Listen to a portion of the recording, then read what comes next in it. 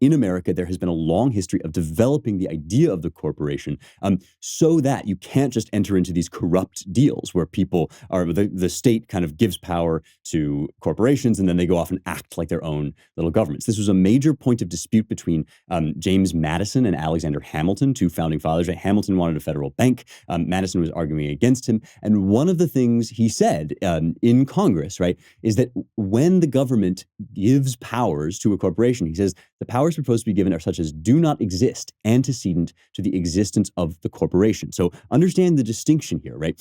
In America, we believe that certain rights are granted to people, to you and me, by our Creator, that is, by God, right? The rights to life, liberty, and the pursuit of happiness, the rights in the Bill of Rights, and many more besides those, right, are given to you by God as His creation. Because He is your Creator, He gives them to you. That means no government can take them away. Governments can protect them and exist, ideally, to protect your rights, but no government can take them away. That is very, very different from extra rights, which the government might give to something like a corporation, privileges that they have over and above those natural rights, which come from the government. What the government gives, the government can take away. What God gives, no government can take away. Your right to freedom of speech is given to you by God and protected by government. Twitter's right to censor people and Google's power to keep track of every individual American and all their data was not given to them by God. My right to free speech is more important. It comes from on high.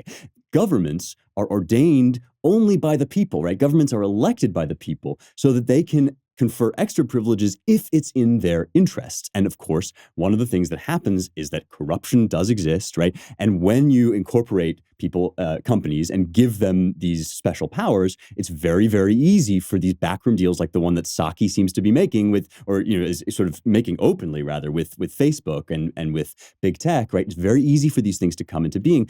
Over the course of the 19th century, this problem was addressed. This is why we moved from what's called special incorporation to general incorporation. So special incorporation is where the sovereign, right, endows, or the government endows a particular corporation with a specific deal, right, makes a particular deal with them.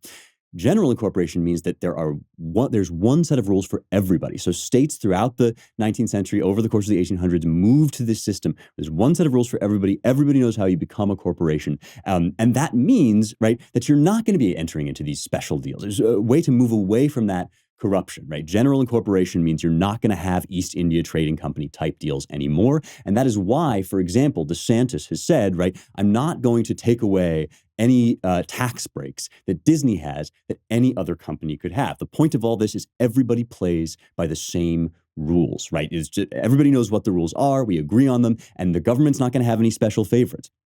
When the government starts picking favorites, when it starts making these specific deals over and above general incorporation, we're moving back toward a special incorporation kind of situation, like the East India Trading Company. That is why I said it is crony capitalism on steroids, right? It's government kind of pulling different corporations aside, building them up into these enormous parastate entities, and in some cases, giving them the power to snuff out views that you are allowed to express because you were given those rights by God. There is nothing that says in the Constitution or in the heavens or in the earth, right, that Google and Facebook and Twitter or Disney or whatever get to be granted these powers from the government to snuff out your First Amendment rights. That is why DeSantis is completely right to be saying, we gave you these privileges, Disney. We can revoke them if you're not acting in the interests of the people.